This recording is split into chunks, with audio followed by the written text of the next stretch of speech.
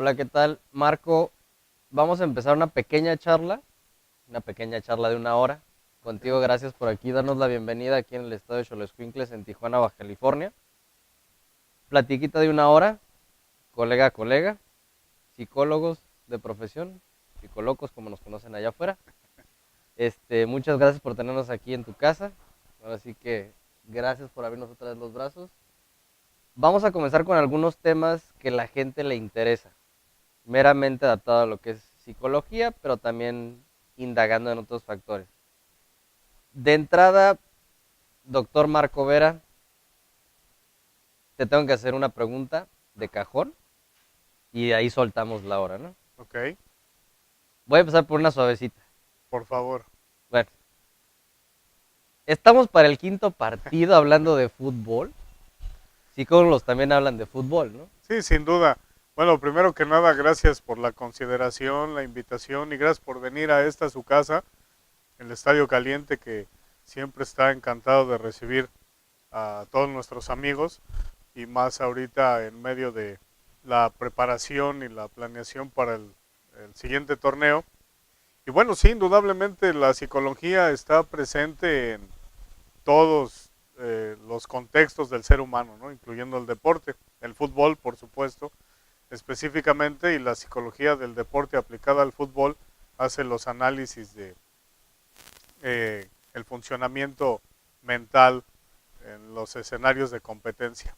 Y bueno, las fases de clasificación son un escenario de alta demanda psicológica, donde se requiere muchísima fortaleza mental, sobre todo para un escenario como el que estamos planteando, ¿no? El quinto partido. Traemos otra, eh, traemos otra mentalidad, por así decirlo. Traemos otro equipo, traemos otro tipo de cohesión ya en lo que es un deporte colectivo. Somos, por así decirlo, nos hemos superado. Indudablemente nos hemos superado porque la tendencia natural del ser humano es evolucionar. Lo que impide a veces ver esa evolución son factores o variables adicionales o externas de la naturaleza del ser humano, ¿no? Pero indudablemente estamos para el quinto partido. Eh, la selección mostró un nivel de fortaleza mental distinto en el partido contra Alemania. Aquí el reto es que superemos la sensación que nos quedó del partido contra Suecia. Esa recuperación emocional de ese partido es la que va a marcar la pauta de cómo encaremos el, el partido contra Brasil y después ya pensar en el quinto partido, ¿no? Porque como decimos en el fútbol, no podemos pensar en meter el quinto si todavía no metemos el primero, ¿no? Entonces Exacto. ahorita el escenario de enfoque debe ser jugarle a Brasil, ganar y pasar a la siguiente ronda y ya después pensar en lo del quinto partido, ¿no? Porque después una expectativa anticipada genera altos niveles de presión y eso también afecta el rendimiento, interfiere con el rendimiento porque pensar en un futuro incierto altera la percepción del presente, ¿no? Entonces, inevitablemente el enfoque debe ser hacia el partido contra Brasil. Esa debe ser la única realidad que debe estar en la mente de toda la delegación mexicana, de todo el equipo mexicano. Y cuando digo equipo me refiero a todos, a toda la delegación que viaja al Mundial. Eh, Le corresponde mantener un criterio unificado de convicción y de concentración hacia ese partido, ¿no? Entonces, sí estamos, va a depender de esa recuperación emocional y de la reposición ante la adversidad que se presentó contra Suecia y que se puede presentar durante el desarrollo del partido contra Brasil, ¿no? Momentos clave de la preparación psicológica para esos partidos tan demandantes y tan importantes y tan valorados, eh, pasa por tres momentos, el antes, el durante y el después de los partidos, ¿no? Entonces ahorita debe haber una transición entre el después del partido de Suecia, el antes del partido de Brasil, cómo vamos a aplicar estos recursos psicológicos durante el partido. Eh, Esos primeros 5 minutos del primer tiempo para poder plantarse en la cancha con un nivel de fortaleza mental suficiente. Después, las variaciones que tiene el partido durante el primer tiempo, estos momentos psicológicos que les llamamos nosotros, eh, que es, por ejemplo, el gol a favor, el gol en contra, alguna expulsión, alguna sanción, los cambios, etcétera, esos cambios obligados y que no están presupuestados, por ejemplo. Eh, en fin, todas estas variables que inevitablemente surgen en el transcurso del primer tiempo. Después tendremos que enfocarnos a estabilizar el resultado del primer tiempo durante la charla y la pausa del medio tiempo y luego encarar lo que para mí es el reto y la parte más difícil, el segundo tiempo, ¿no? Porque estamos hablando de un equipo muy veloz que nos va a demandar el primer tiempo y que debemos aprovechar el primer tiempo para concretar acciones importantes y ya después estabilizar y meter en una estabilidad de ritmo de partido en el segundo tiempo. Si esto pasa, inevitablemente el resultado va a llegar y después de lo que vimos contra Alemania, yo creo que sí tienen los elementos suficientes para llegar al quinto partido, pero para llegar al quinto partido tienen que pasar por este, ¿no? Entonces ese debe ser el enfoque. Ok. Te voy a lanzar unos temas así al aire y tú ahora sí ves cómo haces contraparada y me los respondes. Ok. Imanol, coach mental de la selección. Ok. La fiesta famosa, porque digo, ante a un evento de esa magnitud, variables psicológicas que te van a jugar puede ser bien o mal. La parte de las redes ante los jugadores y por último, digo, ahí te la dejo abierta, ligada a lo de Imanol, coach versus psicólogo, ahorita en lo deportivo, más que nada, porque hemos escuchado mucho de la preparación ahorita que trae la selección, todo esto. De esos puntos, la fiesta, Imanol, coach versus psicólogo, y también un último punto que me comentaron, bueno, ¿y por qué no los hipnotizamos a todos como Guiñac fue hipnotizado y metió los goles? Hijo, te lo dejo y ole, ahora sí. Muy bien, bueno, son preguntas reto por el contenido y sobre todo porque tienen que ver con el pensamiento mágico de las personas, ¿no? Pensamiento mágico sobre todo de quienes esperan resultados rápidos y fáciles, ¿no? Sin esfuerzo y, y sobre todo que no obedecen a el tiempo y el espacio correcto. La psicología del deporte, la psicología científica del deporte, hace todo un trabajo de evaluación, de planeación, de diseños de intervención para que los efectos que tiene el trabajo psicológico puedan mantenerse en el tiempo. El trabajo psicológico en cualquier área tiene dos objetivos principales: que los efectos se mantengan en el tiempo y que después se puedan generalizar a otras áreas. Ese es el gran privilegio de la psicología, que puede generar un efecto en un área específica y después eso se puede generalizar a otras áreas. Yo trabajo, por ejemplo, algo en cuanto al rendimiento y aprendo el control emocional para que esas variaciones de los partidos, por ejemplo, no me afecten y si me afectan que no me dure. Y después ese aprendizaje en control emocional lo puedo llevar a mi vida personal, a mi vida cotidiana, a mi familia, con mis amigos, incluso se lo puedo enseñar a mis hijos, ¿no? Entonces esto es invaluable por eso. Y un trabajo así no se puede generar de manera instantánea. Es decir, yo no puedo vender un paquete de control emocional que puedo meter al microondas, le pongo 2 minutos y sale listo, ¿me explico? Entonces, el trabajo científico con validez empírica y que puede garantizar resultados y además comprobarlos, Solo es el trabajo que tiene una metodología, rigurosidad metodológica y que tiene un espacio en el tiempo, ¿no? Es decir, que lleva un tiempo definido, con técnicas específicas de modificación y con lecturas de análisis conductual específico. Lo que quiero decir es que no hay magia en la psicología. La psicología tiene que ser científica para ser de verdad psicología. Entonces, tema de hipnosis, pues estamos hablando de prácticamente un producto milagro en el que instantáneamente te generan un efecto positivo y que esperas un resultado instantáneo. Cualquier trabajo es respetable. Ujú. Cualquier profesional o cualquier persona que haga un trabajo es respetable.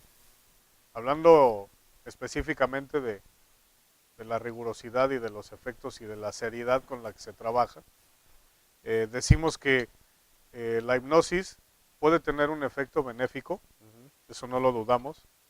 Será un efecto benéfico por su gestión, tampoco lo dudamos, pero que no es un efecto benéfico estable. No tiene validez empírica y tampoco tiene rigurosidad metodológica ni base científica. Esa es la realidad. Entonces, la hipnosis puede tener un efecto benéfico, pero será por su gestión y de manera temporal. Ese es lo único, ¿no? ¿Que es útil? Pues probablemente. ¿Que es benéfico? Probablemente. Pero no garantiza ni comprueba resultados en el tiempo, porque si eso fuera, entonces todos nos hipnotizamos y todos conseguimos todo lo que queremos y entonces mágicamente todos somos exitosos y mágicamente todos tenemos lo que queremos, ¿no? Y bueno, la realidad es que así no funciona. Las evidencias o las pruebas de realidad confirman que no es así. Entonces, porque si fuera eso, por ejemplo, cualquier futbolista o todos los futbolistas se someterían a un proceso de hipnosis y todo el mundo metería goles y todo el mundo sería campeón. Y eso no pasa. Entonces, sí hay que tener cuidado con ese tipo de prácticas, sabiendo que son resultados por su gestión y temporales, nada más. Si se aceptan, ¿no? Bienvenidos y que generen el beneficio que puedan generar. Pero si se quiere un resultado real, que se mantenga en el tiempo y además que sea confiable, tiene que someterse a un procedimiento de rigurosidad metodológica. Claro, medible, comprobable, con evidencia, etcétera. Y lo más importante, bueno, yo digo, si ya vas a hacer un esfuerzo y si ya vas a invertir y si vas a adquirir un servicio, una asesoría, pues mejor que valga la pena y que te dé un aprendizaje que te pueda dar resultados eh, permanentes y que se puedan generalizar a otras áreas, como decíamos, es decir, que valga la pena. Entonces, si ya vas a hacer el esfuerzo y la inversión, que valga la pena para que adquieras aprendizaje, porque la psicología científica en el deporte te da eso, te da los recursos psicológicos que tú vas a aprender y que te van a hacer autosuficiente. Es decir, ya no vas a depender del psicólogo. Tú vienes, entras en un programa de entrenamiento mental, adquieres las técnicas, los recursos, etcétera, y después tú solito, ya con este aprendizaje, eres autosuficiente y ya puedes, ya sabes qué activar, a qué recurso recurrir en determinado escenario, sea el mismo o uno similar. Y ese es lo invaluable del verdadero trabajo psicológico, ¿no? Que seas autosuficiente y que dependas de ti y que sepas a qué atribuirle el éxito de tus acciones. Así, si sabes hacerlo, lo puedes replicar. Entonces eso es lo verdaderamente importante, ¿no? Ahora, eh, el tema de el coach versus psicólogo. El coaching es una herramienta psicológica, no es una ciencia. Nunca va a reemplazar y mucho menos va a competir con la psicología. La psicología tiene muchos años de desarrollo y de construcción y de respaldo teórico y de evidencia empírica y de investigación y de métodos y técnicas y modelos como el cognitivo-conductual, ¿no? Principalmente. Entonces, eh, es imposible pensar que se tenga que competir o poner a competir al coaching con la psicología porque de ninguna forma están en el mismo plano, ¿no? El coaching podría estar contenido o podría ser parte de la psicología, y digo podría porque en realidad no lo es. No ves en un plan de estudios de licenciatura una materia que diga coaching, ¿no? Eh, entonces, no podría competir. La psicología tiene todo un respaldo de un trabajo estructurado. Es útil indudablemente.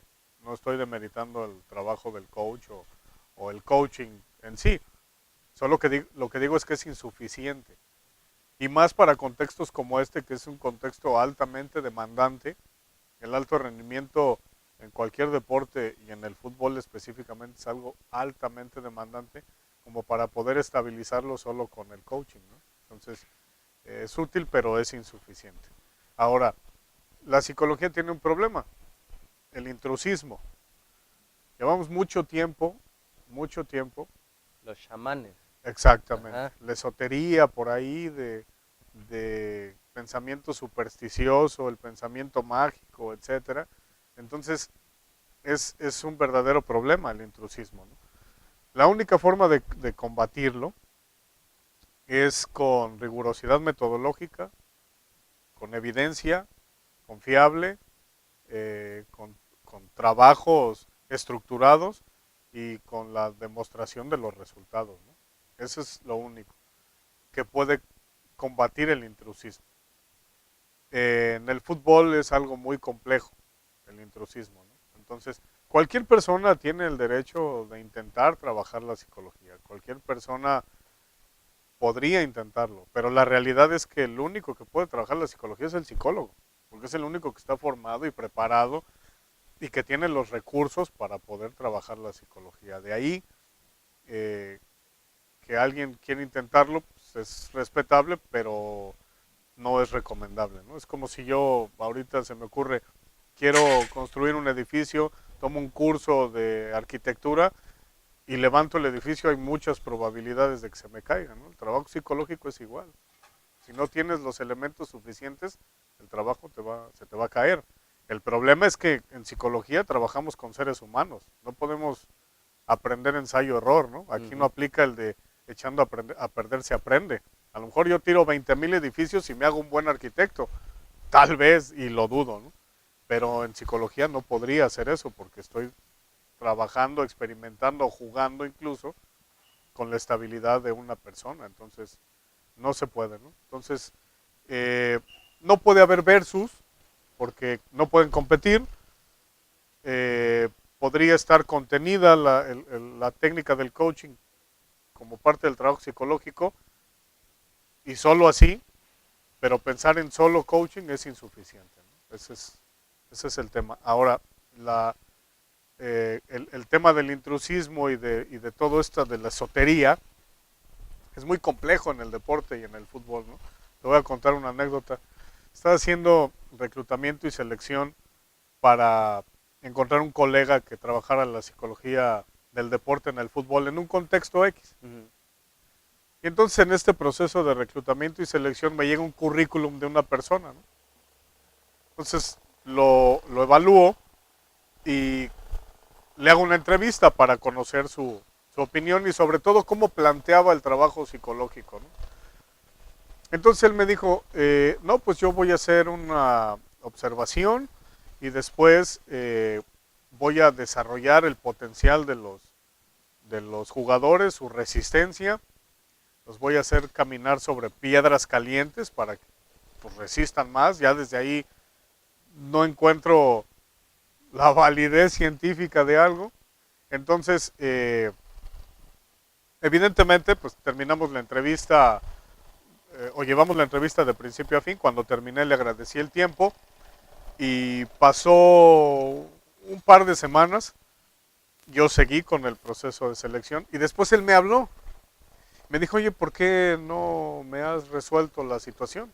Le dije, bueno, es que todavía no está definido, ¿no? O sea, sigo en el proceso de selección y de evaluación. Me dijo, no, ya no te esfuerces, yo soy el indicado. Me dices más, mira, vamos a hacer algo. Voy a trabajar el torneo y no me pagues. Cuando el equipo sea campeón, me vas a pagar 10 veces más de lo que, de lo que podrías haberme ofrecido. Dije, ándale, ¿y eso? ¿Cómo? ¿Por qué? Me dijo, es que... Hay gente muy interesante en este mundo, ¿eh? Exactamente. Por eso me dediqué a la psicología. Imagínate, ¿no? Desde que me dijo eso, dije, no, ¿sabes qué? Si tenía dudas, definitivamente hoy tú no eres el indicado. Porque me estás diciendo que te atribuyes el éxito, el ganar, el campeonato de un equipo a ti y a tu trabajo. Y eso es totalmente una mentira, eso es charlatanería, eso es, estás vendiendo algo, un producto milagro, eso es inexistente. Le dije, no, gracias, pero no, ya con eso no es posible porque no podrías atribuirte el, el éxito del equipo. ¿Cómo me lo demuestras? Es decir, ¿cómo voy a saber que de verdad fue por tu trabajo que el equipo quedó campeón? Exacto. No, pues es que se va a ver, pero ¿en dónde se va a ver? ¿Cómo lo vas a ver? No, no, no, tú lo vas a ver, sí, pero ¿dónde? El jugador te lo va a decir. No, no, bueno, pues entonces estamos hablando de su gestión y de influencia, Hay una etcétera. historia que me comenta un compañero similar, entonces le digo, bueno, yo un cuadro comparativo te diría, yo tengo un ovni en la parte de atrás de mi casa, ven a verlo, pero ojo, solo yo lo puedo ver, ¿eh? Claro, es así. Entonces te quedas como, bueno, qué estúpido es ese ejemplo. Se los llevo a este contexto y es que, bueno, ¿cómo yo voy a observar y voy a medir eso? Claro. Entonces, eh, le dije, no, es que sabes que estás equivocado, así no es la psicología del deporte, la psicología científica, entonces gracias, pero con esto terminamos el proceso de selección, te deseo éxito, etcétera, ¿no? Entonces, me pregunto, imagínate cuántas veces los equipos, los atletas, habrán estado en ese tipo de experiencias tan eh, poco profesionales, si no es que nada profesionales, y les venden una idea mágica, ¿no? El trabajo psicológico de ninguna manera se puede atribuir el campeonato, una medalla, etcétera. ¿Ayuda? Claro. ¿Influye? Sin duda. Es un factor, por supuesto, pero no es el todo. Es decir, eh, no podemos decir que alguien ganó un campeonato, que obtuvo una medalla porque tuvo trabajo psicológico. ¿Dónde está el trabajo técnico, el trabajo físico, el trabajo táctico? Táctico. Entonces es un todo, ¿no? Y el trabajo psicológico es parte de ese todo. Desde que yo voy a decir que por mí vas a ganar, ya te estoy mintiendo y tú no me debes contratar y no debes utilizar mis servicios. Digo, A pues, él- hay gente así, ¿no? Vamos a dejarlo en ese rubro. De una de las preguntas que me mandaron de la audiencia, ¿se hace gente que no es psicóloga? O son psicólogos que van en preparación. Público en general, que le interesa mucho, y a lo que íbamos en el mismo contexto, coach, digo, también el versus puede ser ahí peligroso, coaching o coach versus psicólogo. Ahora, vamos a vivir algo muy importante en estas fechas. Tomando en cuenta el día, el lunes se juega contra Brasil, pero también, tú que eres amante de la psicología social, especializado, se vota también. Digo, porque este fenómeno social de jugar un partido tal día y tener una fecha electoral tal, pues también es digo, el pensamiento mágico que, digo, tú dices que envuelve a veces. La, las personas, la audiencia me pregunta mucho, bueno, ¿qué pasa en el país ahorita? Porque el país está como adormecido, no sé cómo ponerlo. Vamos como que anestesiado. flota, anestesiado. O sea, tú le dices a alguien, oye, ¿qué prefieres que pase? No metiéndome en ningún contexto político, más que solo el ejemplo de, oye, ¿qué prefieres ir a votar a esto? ¿Qué prefieres Claro. lo que te vayan a decir alguno que otro candidato? ¿O prefieres que México pase y le gane a Brasil? Bueno, digo, ahorita vivimos en un México de 30 días con el Mundial, que es una locura.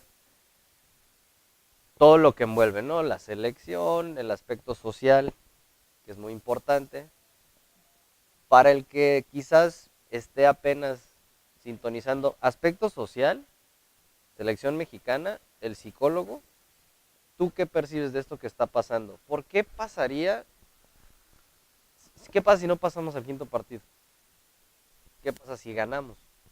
¿Cómo ciertos factores psicológicos ayudan o no ayudan? Porque se ve dentro de la sociedad. Ves Claro. como un ritmo de trabajo sube, digamos, en algunas empresas, cuando gana su selección. Se ven porque, digo, hasta cierto punto sí lo puedes medir. Eso. Ojo, nada más haciendo hincapié. Tema social, México gana o México pierde. ¿Qué pasa? Bueno, inevitablemente el fútbol tiene implicaciones sociales, ¿no? Es decir, el fútbol mueve mucha gente, mueve multitudes, capta la atención de sociedades completas como la nuestra, sobre todo la nuestra, y tiene que ver con percepción social. Es decir, ¿por qué, por ejemplo, en el contexto que planteas, por qué las personas estarían más interesadas o más pendientes, pondrían más atención en el fútbol que en un proceso electoral, por ejemplo, ¿no? Tiene que ver con identificación y con percepción social. La percepción de pérdida o ganancia. Blanco y negro. Exactamente. El fútbol, yo percibo una posibilidad de pérdida. Me identifico con ellos porque tenemos un objetivo en común, objetivos en común. Cohesión, fenómeno psicológico del deporte de conjunto. Ujú. La cohesión se da principalmente por tener un objetivo común. Si tenemos un objetivo común, un rival común, tenemos una unidad tal que podemos llegar a experimentar incluso eh, sensaciones tan intensas de éxito, de fracaso, que cambian el estado de ánimo. Y el estado de ánimo a nivel social, ¿no? Que era lo que decías, México gana, México pierde. Entonces, eh, tiene que ver con esa identificación, ese objetivo común de tener un rival común y un objetivo común. Entonces, el contexto futbolístico, sobre todo el mundial, me da un objetivo común y me da un rival común. Y un rival a nivel, al mayor nivel social que puede haber, que es a nivel de países. Ujú. Si hubiera vida en otros mundos, si hubiera Tierra contra torneo, Marte. Wow. exactamente, entonces sería el contexto más intenso, digamos, o más importante. Pero ahorita el nivel más importante de rival común y de objetivo común es el mundial, ¿no? Entonces, eso me da una posibilidad de yo conectarme por identificación social con nuestra selección. Eso me activa fenómenos psicosociales como el carácter nacional. Entonces, cuando yo veo a mi selección que salta a la cancha, que está cantando el himno, ahorita te lo platico y se me eriza la piel. ¿Por qué? Porque yo ya estoy con, con una educación y con una programación cultural, social, que reactiva todas esas experiencias que tengo asociadas a esos contextos. Entonces, ver que mi equipo representa mi nación, que canta mi himno, que viste mi uniforme y que va a competir contra otra nación, es, activa este carácter nacional y mi personalidad, mis factores de personalidad social que vienen desde la personalidad básica y que se van desarrollando en las personas. Claro que me conecto, es decir, me conecto con eso y me desconecto de todo lo demás porque hay un fenómeno que se llama meta supraordenada. La meta que es la más importante de todas las metas y que Sí. te hace olvidarte de todo. Y ahí opera perfectamente. Entonces tengo todo eso claro que capta mi atención y olvídate, parece que estoy anestesiado y me olvido de todo. Y esos 90 minutos, minutos más o menos por los agregados y los comentarios, estoy viviendo solo para eso. ¿Por qué el otro contexto no me genera lo mismo? Pues porque ahí no hay una meta común percibida. Estoy hablando de percepción social, no estoy Ujú. hablando de nada que no sea eso, ¿no? Sí, Para no sí. meternos en Sí, temas no, que... no. Meramente psicológico, Exacto. social. Es un tema de percepción social, yo no percibo lo mismo en el otro contexto. No hay un objetivo común. Ujú. Debería haberlo, Debería por haber. supuesto. El problema es que quien debe desarrollarlo y generarlo no lo logra, porque nos mete en un ambiente incluso hasta nocivo y negativo, ¿no? Y también tiene que ver con otro fenómeno psicosocial que es actitud.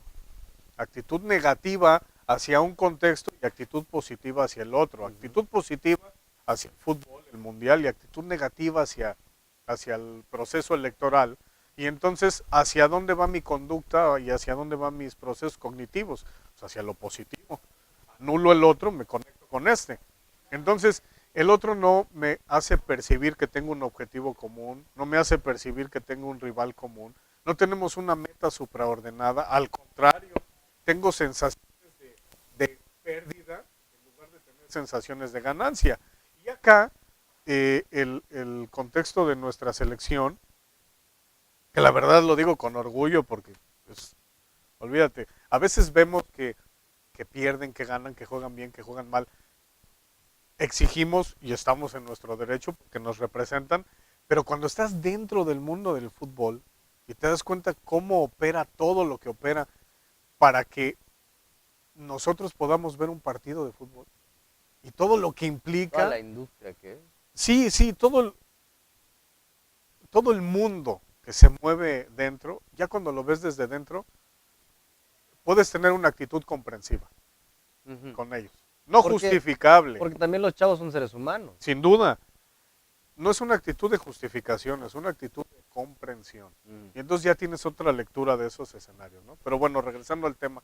Entonces, ellos me hacen tener esa esperanza de éxito, porque nuestra sociedad mexicana, por muchos años históricamente, tiene esa necesidad de éxito. O sea, se cuelga, por así decirlo. Sí, más que se cuelga, se conecta con esa esperanza. Ok. ¿Me explico?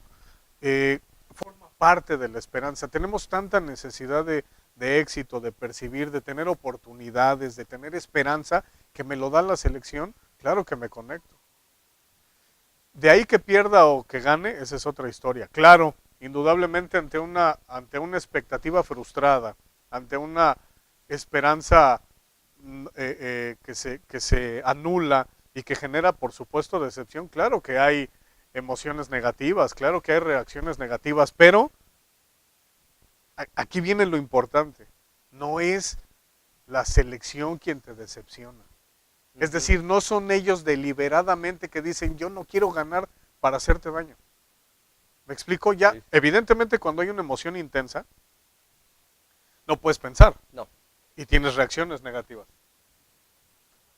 Entonces, la gente experimenta emociones intensas cuando nuestra selección pierde, ¿no? Por esta conexión de la que hablábamos y esta esperanza y etcétera, y la necesidad de éxito. Claro que ante una emoción intensa no puedes pensar, es decir, actúas, reaccionas. Podemos decir cosas, incluso vemos gente llorando, etcétera, el estado de ánimo se altera, etcétera. Pero después, cuando la emoción se estabiliza y la intensidad baja, ya puedes pensar. Y no hay una sensación de rechazo Ujú. hacia la selección. ¿Por qué? Porque no es la selección deliberadamente haciéndote daño. Es decir, yo no salgo con la intención de perder. Salimos a ganar. Es decir, el ser humano no se levanta un día y dice, hoy yo quiero hacerme daño. ¿Me explico? Es decir, yo no, hoy quiero perder, hoy quiero hacer mal mi trabajo. Somos humanos, nos equivocamos y hay muchas variables que están implicadas, ¿no?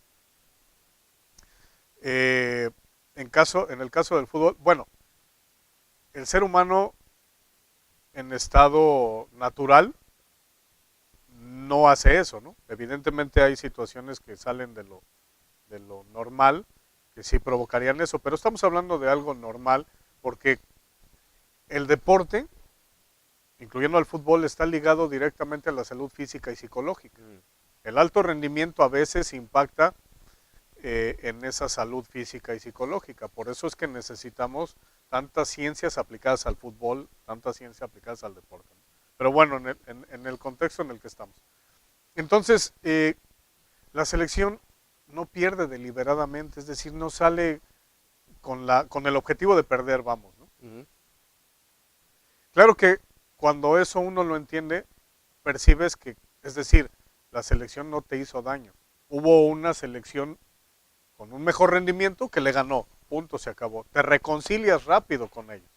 En el otro contexto, no necesariamente es así. Y estoy hablando de percepción, ¿no? Ujú. Percibes que efectivamente hay alguien que deliberadamente te está haciendo daño y que deliberadamente afecta y afecta muchas cosas. Todas tus áreas vitales están afectadas en ese contexto, si lo percibes así. Claro que si esa es tu percepción, como ya decíamos, actitud negativa hacia ese proceso, pues no capta tu atención, no capta tu interés. Por eso procesos electorales con tan bajos índices de intención de voto, por ejemplo, ¿no? Entonces, es por eso. El lunes vamos a ganar, queremos que ganen, y si no es así, vamos a vivir emociones intensas, vamos a reaccionar y después nos vamos a reconciliar, porque ha pasado en cada proceso con la selección. Y los vamos a volver a apoyar y los vamos a seguir apoyando y nos vamos a volver a ilusionar y vamos a recuperar la esperanza así hasta que lleguemos no al quinto partido, en un proceso evolutivo, incluso hasta que lleguemos a ser campeones del mundo. Es así. Bien. Hay por ahí unas preguntas que falta responder. ¿Ok? ¿Cómo enfrentarlos ahora sí al Toro? Bueno, me conecto entonces con el trabajo psicológico en el fútbol, si te parece. Sí, claro.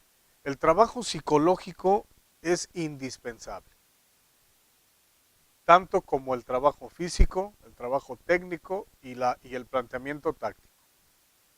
Es necesario, es indispensable y solo puede ser hecho por un psicólogo. Esa es la realidad. Un psicólogo que haga una planeación, que haga una evaluación, que desde la pretemporada, desde antes que esté monitoreando cómo se mueve el draft, no porque vaya a influir en las decisiones de quién llega y quién se va, sino porque debe estar analizando cuáles son las posibilidades de conformación de un equipo. Sí. Y entonces ya desde ahí estamos haciendo análisis estadístico de procesos psicológicos, ¿eh? O sea, nosotros no nos metemos con temas de rendimiento futbolístico o físico, de fuerza, potencia, velocidad, resistencia, goles, pases. Eso nos sirve como manifestación de la conducta deportiva o futbolística para encontrar el origen que son las variables psicológicas. Entonces, ¿nosotros qué vamos a medir? Nosotros vamos a medir actitud, vamos a medir autocontrol, concentración, confianza, luego lo grupal, etcétera, ¿no? El trabajo psicológico se mide desde ahí, no se mide desde los resultados deportivos, no se mide de si el gol o ganaste o perdiste, se mide desde las variables psicológicas y sus componentes, ¿no? Porque escuchamos gente decir es que el equipo ganó por esto o sobre todo cuando es negativo, ¿no? Porque es un fenómeno lamentable. Ganamos y es por todo menos por lo psicológico. Perdemos es por lo psicológico, ¿no? Es el que estás tras bambalinas, ¿no? Exacto. La lectura del partido y la retroalimentación, etcétera, el cuerpo técnico por ahí haciendo apuntes y comentarios y la tendencia es esa, ¿no? Entonces cuando hay un psicólogo del deporte en el cuerpo técnico y pregunta, bueno, ok, ¿tú crees que fue por actitud? ¿A qué te refieres con actitud? O sea, ¿qué es lo que estás viendo para llegar a la conclusión de que fue actitud? No saben explicarlo. ¿Por qué? Porque son conceptos abstractos, ambiguos, que tienen muchas interpretaciones. Si hacemos un ejercicio, que lo hemos hecho, pero si lo hiciéramos ahorita a quien nos hace favor de vernos, le preguntaríamos, ¿para ti qué es actitud? Y veríamos la infinidad de definiciones que tenemos o de ideas que tenemos de actitud. pero la operacional, la real, la científica solo es una. Y a partir de esa y sus componentes es que se hacen los análisis psicológicos para poder dar una correcta lectura y ahí sí se puede medir, cuantificar y se puede mostrar evidencia y hacer comparativos estadísticos entre torneos. Lo que estoy diciendo es un ejemplo de cómo debería hacerse el trabajo psicológico desde el principio y por qué debe ser desde el principio. Y no cuando el equipo ya va a descender o cuando el equipo no va a calificar. O sea, eso es pensamiento mágico.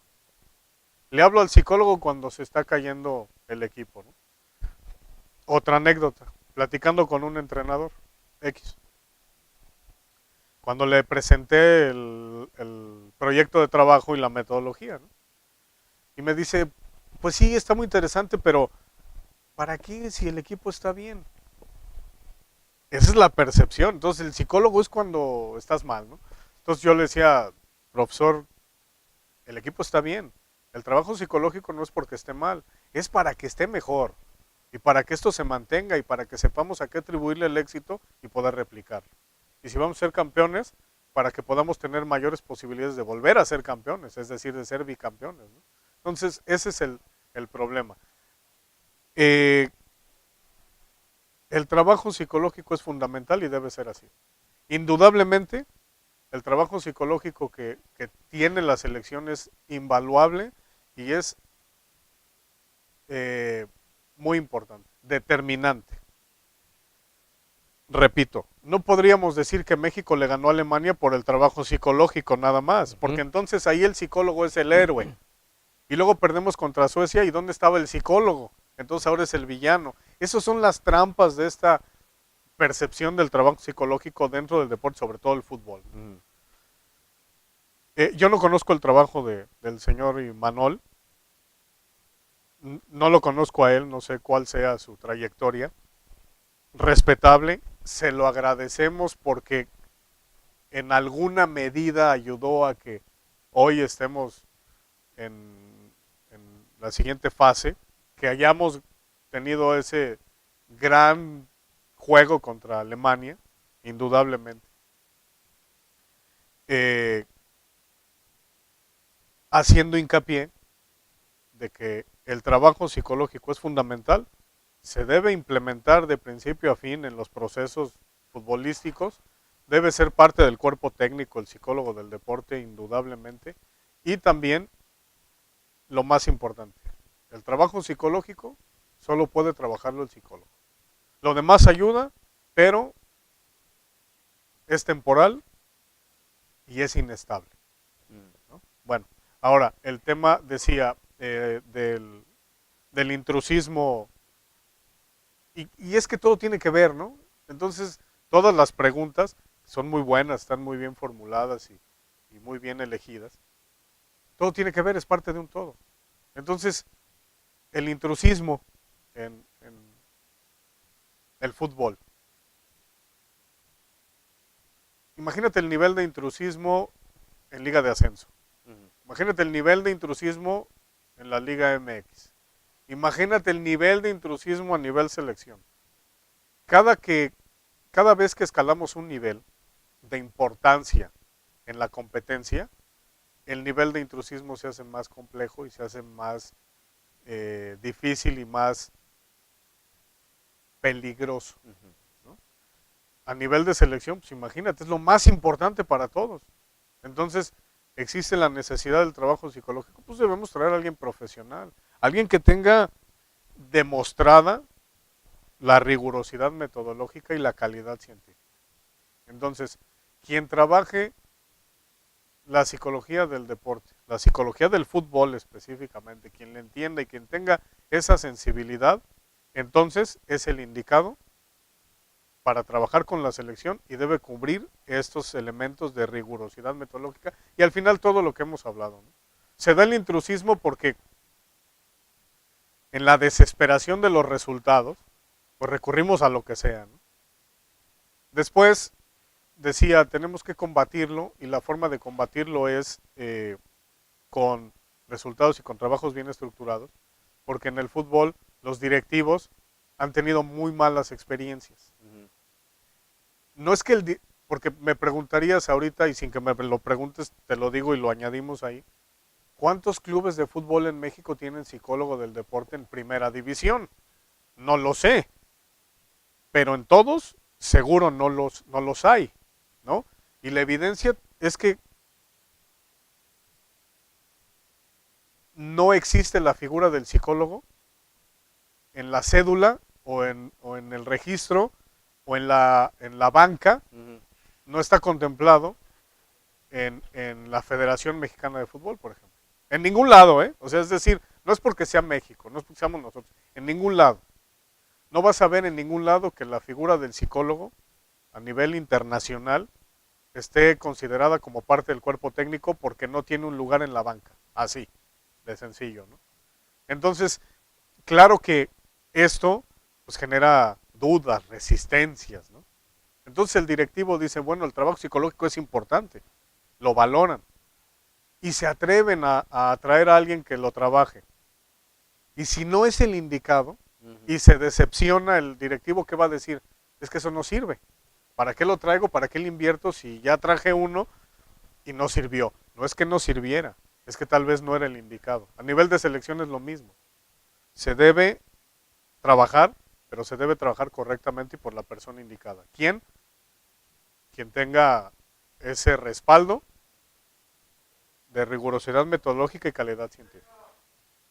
Esa sería la parte de esta pregunta, ¿no? Ahora, había otra que también tiene que ver con lo mismo, porque todo tiene que ver, es decir, es un todo, ¿no? Es Ujú. global. No podemos separar las áreas del ser humano y decir, entra a la cancha y es futbolista y se quita el disfraz de ser humano, ¿no? Ujú. Sigue siendo humano. El tema de la fiesta. Mira, ese es incluso algo que se ha convertido hasta en mito, ¿no? Ajá. Al margen de que sea real o no, porque yo no lo vi, yo no estuve ahí, yo no puedo decir sí o no, lo que sí te digo es que cualquier elemento ajeno a la competencia es un distractor, totalmente. Si yo estoy en concentración,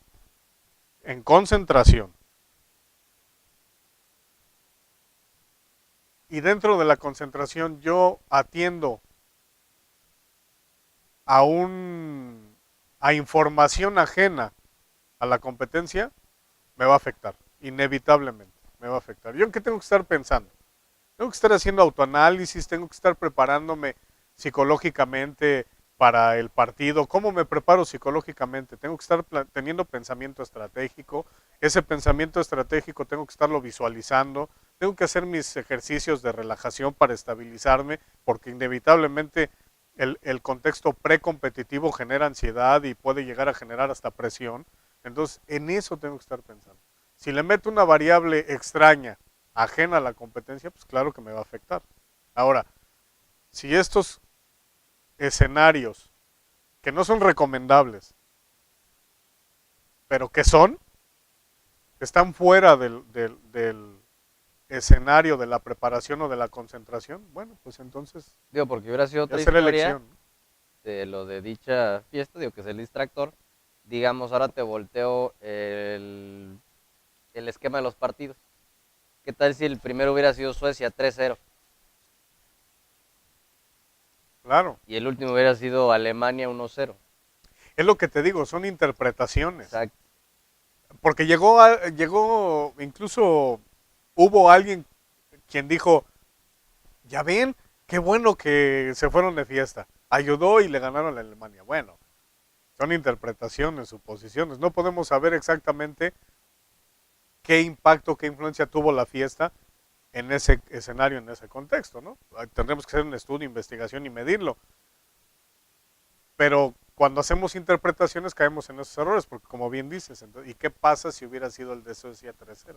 No, la fiesta, y hubiera sido incluso hasta satanizado y hubiera un escenario de total descalificación, ¿no? Al margen de eso, no es recomendable en etapa de concentración. Nada, ni eso, ¿no? Que tenga que ver con alguna distracción. Toda información ajena al contexto es un distractor, ¿no? Fuera de eso, bueno, pues ya es elección de cada quien, son adultos y elegirán las cosas que hacen y cómo las hacen. Pero hablando específicamente del contexto competitivo, dentro de la concentración no es recomendable. Fuera de ella, bueno, ya es otra historia, ¿no? Quizás un distractor ahorita, bueno, en estos tiempos, redes sociales. Hablando de distractores, la dosificación de la exposición a la información de las redes sociales es muy importante, porque inevitablemente las redes sociales son un mecanismo de influencia. Entonces, si yo estoy viendo redes sociales y estoy viendo que hablan mal de mí y que toda la información es nociva, va a impactar y va a alterar mi proceso cognitivo, mi estado de ánimo, mis emociones y me va a distraer y entonces empiezo a generar pensamientos negativos ligados a la competencia por información externa e innecesaria. ¿Qué hacer? No se trata de que les quiten los dispositivos móviles a las personas, a los futbolistas o a los profesionales. Se trata de que hay una educación y una preparación para saber a qué estímulos debo exponerme y a qué estímulos no. En psicología del deporte se trabaja y hay una técnica que se llama control estimular. Yo debo saber seleccionar los estímulos a los que me expongo, ¿no? Entonces, si yo sé que puede haber riesgo de alteración por la información que hay en redes sociales, yo debo saber administrarles, debo saber a qué atender y a qué exponerme. Y si yo estoy en proceso de concentración, no debo exponerme. Las redes sociales son una herramienta muy importante, ¿no? Es decir, yo puedo utilizarlas sin problema. No estoy diciendo que hay que eliminarlas, no, al contrario, son útiles. Pero hay momentos en los que debo estar desconectado de ellas, ¿no? Claro que después del partido, pues tengo que comunicar, tengo que ver mi familia, etcétera. Y más si estoy en otro país, en otro continente, en Rusia, pues es la única forma de comunicarme. Bueno, no la única, pero una de las formas de comunicarme, ¿no? Pero sí debo estar atento a qué me expongo, ¿no? Porque hay mucho contenido nocivo y mucha gente que descalifica y que tiene ese objetivo, ¿no? Hacer daño en redes sociales.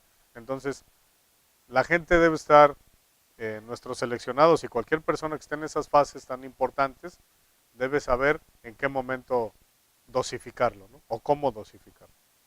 Como psicólogo, porque lo veo y en cambios lo he visto en las generaciones, la importancia del psicólogo dentro del ámbito deportivo, quizás empezamos ahorita por el ámbito deportivo colectivo. Háblame un poquito para los demás que nos están viendo la importancia de la psicología dentro del deporte. Bueno, es fundamental, es invaluable, es indispensable, ¿no? Es decir, el aparato psicológico emocional de cualquier persona tiene un funcionamiento natural. Habemos quienes tenemos fortaleza mental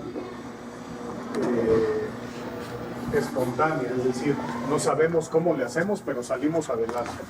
Entonces tenemos fortaleza mental, reposición a la adversidad, tolerancia al estrés, etcétera, etcétera, y no sabemos a qué atribuirse. Hay muchos futbolistas, muchos deportistas que tienen una gran capacidad de adaptación psicológica y un gran nivel de fortaleza mental, pero no saben que lo tienen y no saben a qué atribuirse. Por eso es importante el trabajo psicológico. El trabajo psicológico te da la posibilidad de saber a qué atribuirle, a qué recurrir, cuáles son los recursos psicológicos para cada contexto, en este caso el futbolístico, el deportivo, en qué momento activar, qué técnica, qué recurso, para qué situación, y entonces ya te conviertes en un especialista de tu fortaleza mental y en una persona que tiene herramientas para enfrentar los contextos o las situaciones de la vida deportiva futbolística. Por eso es importante, para que después puedas enfrentar los escenarios por ti mismo. Como decíamos, seas autosuficiente. El atleta debe ser autosuficiente en todo, principalmente en lo psicológico, porque como ya dijimos, el psicólogo hoy no tiene una figura dentro del cuerpo técnico, formal, ¿no? Habemos quienes hemos tenido la oportunidad, el privilegio y el honor de trabajar en un cuerpo técnico, como parte de un cuerpo técnico en primera división, por ejemplo, en el fútbol mexicano, y eso es invaluable, es una gran oportunidad. Pero el psicólogo no tiene esa figura, o sea, no está contemplado. Incluirlo, pero esa es otra, ¿no? ¿Por qué no está incluido? Es decir, podría sonar hasta como una queja, ¿no? No lo es. Es un apunte. Porque sabemos por qué no está incluido. Y es por el intrusismo. Porque imagínate que yo voy a incluir en el cuerpo técnico a alguien que va a recurrir a técnicas esotéricas, que no son técnicas, ¿no? A situaciones esotéricas para trabajar Te va a llover de los chamanes, el aparato en la psicológico. entrevista que nos ve todo el mundo, pero No, tienen todo mi respeto y mi admiración, pero siendo realistas, enfocados al contexto, pues parte de otro trabajo, digamos. Entonces, imagínate que yo pidiera incluir a personas no psicólogos que dicen trabajar la psicología. Pues claro que eso no se puede y no lo van a permitir, y por eso el psicólogo no figura. Y sufrimos el intrusismo. Cuando esto pase, y que lo vamos a lograr con este trabajo que te decía, que te comentaba, y se tenga esa figura, entonces se va a poder alcanzar el objetivo de ser autosuficiente. Es invaluable por eso, porque el atleta debe ser autosuficiente, debe saber a qué recurrir, en qué momento, de qué demanda psicológica. Entonces, tenerlo ahí implica tener una ventaja o un recurso invaluable, porque el psicólogo no nada más trabaja con los atletas, también asiste al cuerpo técnico, porque el cuerpo técnico también son seres humanos, ¿no? El entrenador, olvídate, el director técnico pasa por situaciones de estrés y de altas demandas psicológicas y emocionales que no sabemos. es un catalizador. Claro, el liderazgo en el entrenador, el control emocional, esta fase de recuperación emocional del entrenador, en la intimidad del entrenador, cuando estás en el vestidor, en la oficina del cuerpo técnico o en la habitación del hotel de concentración, que hay que estabilizarse para poder tomar decisiones correctas. Entonces, el psicólogo no está con el futbolista durante el partido, no va a ir corriendo a un lado de él en las acciones de juego. Por eso el psicólogo da y debe dar esa autosuficiencia.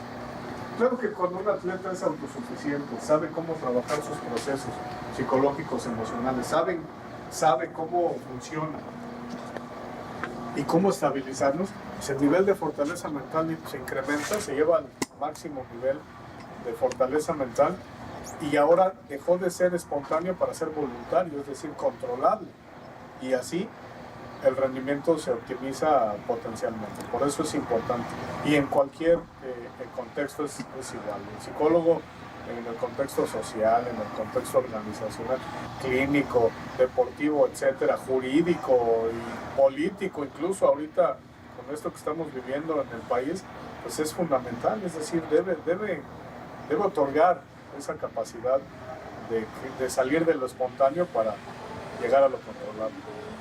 Excelente. Bueno, por mi parte es todo. Yo agradezco mucho que nos hayas dado la bienvenida aquí en tu casa, la casa de Xoloscuincles de Tijuana. Vamos a estar pendientes de otros temas. Si requieren más información, por favor, manden sus preguntas, mándenme lo que quieran. También saludos ahí indeciosos, pero manden si gustan más información. Espero los puedan recibir en otra ocasión para seguir comentando estos temas y la importancia del psicólogo en el deporte y en otros entornos. Por supuesto, con mucho gusto, esta siempre será su casa, son bien recibidos. Agradezco de verdad su consideración, agradezco a todas las personas que se toman la molestia de ver esta charla. Agradezco también los comentarios. Todo el mundo tiene mi respeto y mi admiración. Cualquier trabajo es respetable. Hablamos de contextos específicos, y para quienes nos hacen favor de vernos y están estudiando o quieren estudiar el tema de la psicología del deporte, aprovecho que traes algunos libros que son invaluables y déjame decir a nuestros amigos que este es una joya para trabajar la psicología del deporte. Es uno de los grandes libros que están o deberían estar en el acervo, ¿no? En el acervo o en el librero de cualquier persona, psicólogo que quiera trabajar la psicología del deporte. Es una joya altamente recomendable. Hay otros, hay muchísimos, pero ese es particularmente el recomendable. Y bueno, si alguien quiere ampliar la información, si alguien tiene alguna duda, quiere hacer algún comentario de manera directa, estoy a sus órdenes de todo el mundo. Por ahí van a salir los datos de dónde contactarme y siempre será un gusto, un placer poder platicar con todos ustedes y hacer alguna aportación que bueno, pues es solamente una opinión de alguien que tiene una lectura y una percepción sensible de estos contextos, ¿no? Y siempre será con todo el respeto del mundo. Muchísimas gracias. Perfecto. Marco, pues muchas gracias. Hombre, gracias a ti. Nos vemos próximamente. Por favor. En otra entrevista. Eso, gracias. Bueno chicos, eso es todo.